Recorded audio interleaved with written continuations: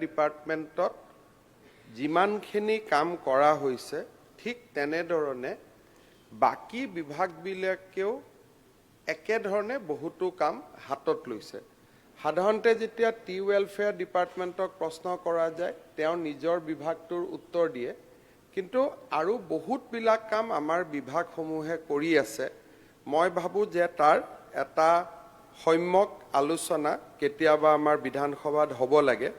মই দুটা কথা উল্লেখ কৰিছোঁ যে এই বছৰ যি ৰিক্ৰুটমেণ্ট হৈ আছে, অৰ্থাৎ 10 মে তাৰিখে যি শিক্ষকৰ নিযুক্তি হ'ব, 10 মে তাৰিখে যি হেল্থ ডিপাৰ্টমেণ্টৰ নিযুক্তি হ'ব, 10 মে তাৰিখে যি পুলিচৰ নিযুক্তি হ'ব, 10 মে তাৰিখে যি 3rd গ্ৰেড আৰু 4th গ্ৰেডৰ নিযুক্তি হ'ব, প্ৰথমবাৰৰ বাবে অসমৰ চাহ বাগিচাত বা আদিবাসী সমাজৰ বাবে আমি 3% চাকৰি পোনপটীয়াভাৱে ৰিজাৰ্ভেশ্যন কৰিছোঁ, যিটো এটা ঐতিহাসিক কথা।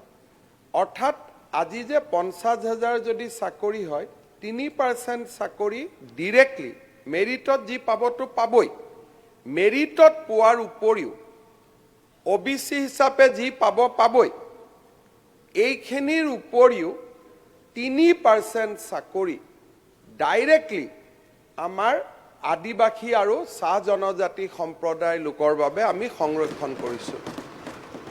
এম্পাৱাৰমেণ্টৰ ক্ষেত্ৰত ই এটা ঐতিহাসিক ঘটনা, যিটো আমি আগতে কেতিয়াও চিন্তা কৰিব পৰা নাছিলোঁ।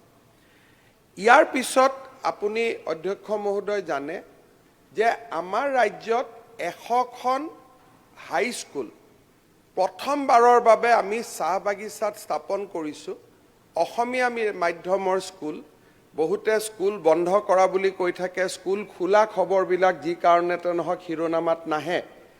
100খন স্কুল আজি আমি চাহ বাগিচাত খুলিছোঁ আৰু অসমীয়া মিডিয়ামত খুলিছোঁ। বহুতে মাধ্যমৰ কথাও কয়, আমি অসমীয়া মিডিয়ামত খুলিছোঁ আৰু এই 100খন স্কুলতে অসম্ভৱ ষ্টুডেণ্ট হৈছে। তাৰ প্ৰতি ডিমাণ্ডৰ প্ৰতি লক্ষ্য ৰাখি এইবাৰ আমি আৰু 100খন নতুনকৈ হাইস্কুল স্থাপনৰ কামত আগবাঢ়িছোঁ। যোৱা কেইদিনমান আগতে আমাৰ ছ'চিয়েল মিডিয়াত এটা নিউজ চাৰ্কুলেট হৈছে, অমুক স্কুল বন্ধ কৰিছে, 64খন স্কুল। কিন্তু সেই ছ'চিয়েল মিডিয়া পোষ্টত লিখা নাই যে নতুনকৈ 200খন স্কুল খুলিছেও চৰকাৰে। আজি চাহ বাগিচা সম্প্ৰদায়ৰ কাৰণে 200খন স্কুল আমাৰ স্থাপনৰ কাম আগবাঢ়িছে আৰু এই বছৰৰ আমি অহা জানুৱাৰী মাহত আমি শেষ কৰিম। এই বছৰ আমি সিদ্ধান্ত লৈছোঁ, অহা বছৰ আমি আৰম্ভ কৰিম 10খন অসমত কলেজ কৰিম, য'ত নেকি অকল বাগিচাৰ ল'ৰাই পঢ়িব। 10খন নতুন অসমত আমি ডিগ্ৰী কলেজ কৰিম। বাগিচা ল'ৰাই বুলি ক'লে দাঁতিকাষৰীয়া নন টি ষ্টেট ল'ৰাইও পঢ়িব। আমি একেবাৰে জাতিগত পাৰ্থক্য কথা ইয়াত কৰা নাই, কিন্তু চাহ বাগিচাৰ ভিতৰত আমি 10খন নতুনকৈ কলেজ কৰিব ওপৰত আমি কাম কৰিব গৈ আছোঁ। চাহ বাগিচাক ইমান ফ'কাছ আগত কেতিয়াও দিয়া হোৱা নাছিল। এই বছৰ আমি 900খন চাহ বাগিচাৰ লাইনৰ ৰাস্তা বনাবৰ কাৰণে 900 কোটি টকা অনুমোদন দিছোঁ। কেতিয়াবা আপোনালোকে গৈ কৈছে যে মই আনিছোঁ, লগত ক'ব যে মুখ্যমন্ত্ৰীৰো অলপ চলপ ক'ৰবাত বৰঙণি আছে বুলি। আমাৰ যোৰহাটৰ সংসদসকলে গৈ কৈ দিয়ে, তিতাবৰৰ বিধায়কে কৈ দিয়ে আমি আনিছোঁ বুলি। মই কৈছোঁ আপোনালোকে আনিছে, আপোনালোকৰ সমান প্ৰতিযোগিতা কৰাৰ মোৰ সাহসো নাই, মই অতি সৰু মানুহ, কিন্তু লগত ক'ৰবাত যেন ময়ো অলপ জোৰটো দিছোঁ সেইটো অলপ কৈ দিব, নহ'লে অসুবিধা হৈ যায়। যি নহওক, ইয়াৰ পিছত আজি জল জীৱন মিছনৰ স্কিম প্ৰত্যেকখন চাহ বাগিচাত কৰা হৈছে। এইবাৰ এটা খুব ডাঙৰ আমি কেন্দ্ৰীয় চৰকাৰৰ পৰা সহায় পালোঁ।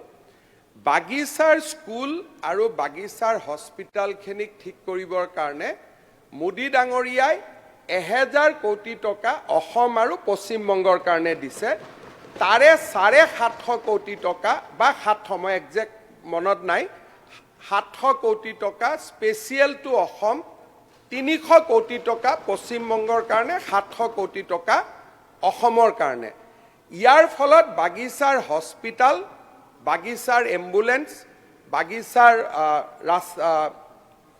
স্কুল এইখিনিত আমি এটা নতুনকৈ অলপ 1000 বা 700 কোটি টকা হাতত পালে আমি কৰা কামবিলাক আৰু সাহসেৰে কৰিব পাৰোঁ এই এটা নতুন কাম আমি এই বছৰ কৰিব পাৰিম ৰূপেশ গোৱালা ডাঙৰীয়াই কৈছে যে দয়াল দাস পানিকা আঁচনি এই দয়াল দাস পানিকা আঁচনিত 26000 এপ্লিকেশ্যন পেণ্ডিং হৈ আছে কিন্তু সঞ্জয় কিষাণ ডাঙৰীয়াৰ বাজেটত 6000ক দিব পৰা আছে মই প্ৰতিশ্ৰুতি দিছোঁ যে অহা বছৰ এপ্ৰিল মাহত 26000ক একেলগে আমি দি দিম